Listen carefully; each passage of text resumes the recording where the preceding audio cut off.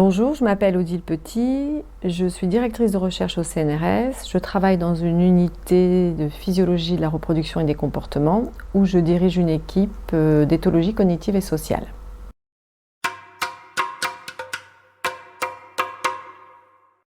Alors bien sûr, j'ai toujours été attirée par les animaux, comme beaucoup de personnes. Donc j'étais fascinée, je les regardais, j'ai voulu faire veto, je n'ai pas fait veto. C'est une bonne décision au final, je pense. En fait, je suis partie en fac de bio et j'ai découvert les neurosciences du comportement.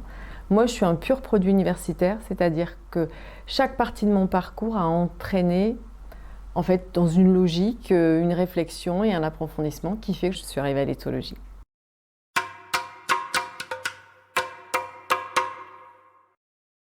Moi, je m'intéresse aux organisations sociales et donc aux comportements sociaux. J'ai commencé par les comportements d'agression et de réconciliation. Et puis, très vite, je suis passée aux comportements collectifs. Ça en faisait partie, mais je suis partie sur tout ce qui était mouvement collectif et prise de décision.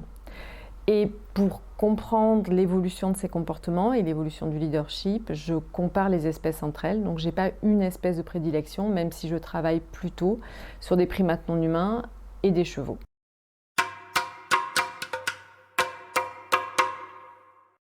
Pendant ma thèse, quand j'étais en train d'étudier les comportements d'agression, donc les conflits, j'étudiais un groupe de babouins et là, un jour, en fonction de la luminosité du soleil qui était rasant, les babouins se sont mis à percevoir leur propre silhouette qui se reflétait sur un mur. Et là, ça a été la panique, ils se sont mis à aboyer, à menacer, etc., à se rapprocher, à toucher le mur.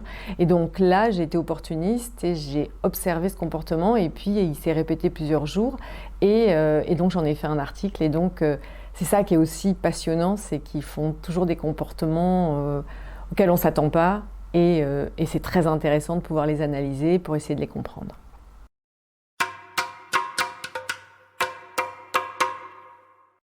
Actuellement, on fait appel à l'éthologie dans les débats sur le droit de l'animal, sur la conscience de l'animal. Et j'aimerais bien que ça puisse servir à démontrer que l'éthologie, c'est une science à part entière, qui est très compliquée, que ce n'est pas forcément à la portée de tout le monde, qu'on fait des études pour ça et que nous, on a des méthodes rigoureuses de quantification.